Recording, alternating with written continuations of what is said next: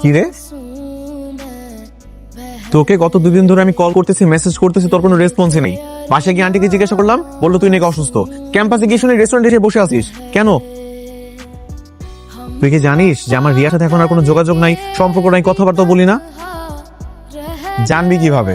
তুই তো আমার কোনো খোঁজ খবর রাখোস না। আমি না তোর একটা ইম্পর্টেন্ট কথা বলতে চাই। দেখ, আমরা ছোটবেলা থেকে একসাথে খেলাধুলা করে বড় হয়েছি।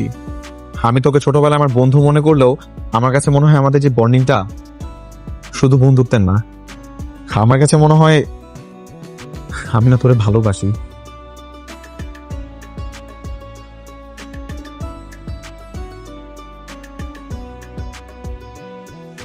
হঠাৎ করে তুমি আমার টেক্সটের ঠিকঠাক রিপ্লাই করতেছো না, কল দিলে তো কখনো কল ধরোনি, তাই ভাবলাম তোমার সাথে আমি এসে একটু দেখা করি।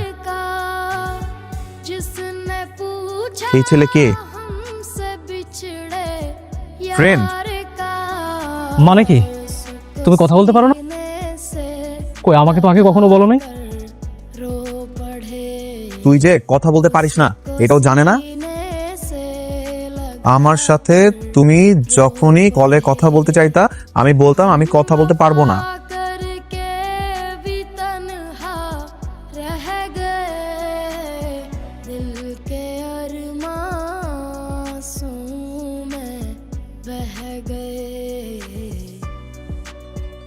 আচ্ছা, ইটস ওকে। দেখো, মানুষের তো কত ধরনের অভাব থাকে। কারো হাত থাকে না, কারো পা থাকে না, আবার কারো ঘর বাড়ি থাকে না। তোমার তো সবকিছুই ঠিক আছে, আর এটা কোনো কমতি না। তুমি দেখতেও মাশাআল্লাহ অনেক সুন্দর। আমি তোমাকে আগেও যতটুকু ভালোবেসেছিলাম এখনো ঠিক ততটুকুই ভালোবাসি। ওর তোকে নিয়ে কোনো প্রবলেম নাই। মানুষের তো অনেক রকম কমতিই থাকে, তোর তো সবই ঠিকঠাক আছে, হাত পা সবকিছু পারফেক্ট। তুই যেমন আসিস তেমন ভাবে ভালো, আর তুই দেখতেও মাশাআল্লাহ অনেক সুন্দর। আর ও তোকে ভালোবাসে।